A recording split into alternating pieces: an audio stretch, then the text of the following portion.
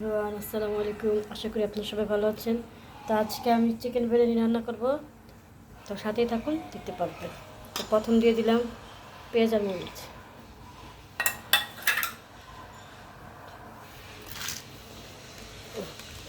তারপর দেবো হলো বিরিয়ানি মশলা,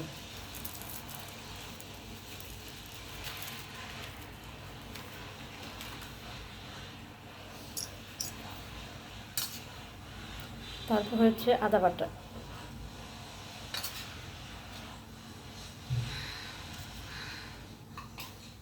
তারপর দিব তেল,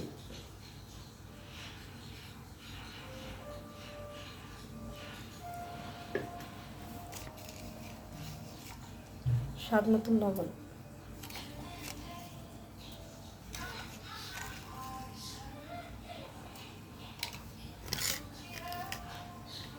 কিছু বাটা মশলা,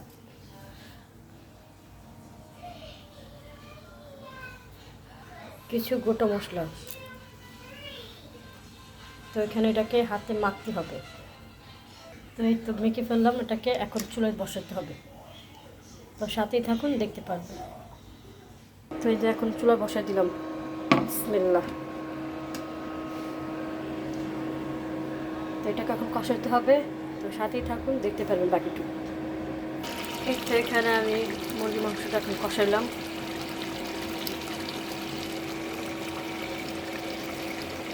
বাকিটা সাথেই থাকুন, দেখতে পারবেন।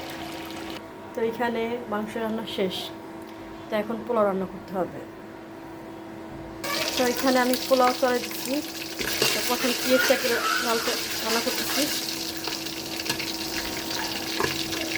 তো এখানে আমি চালটাকে ভালো করে ভেজে নিতেছি।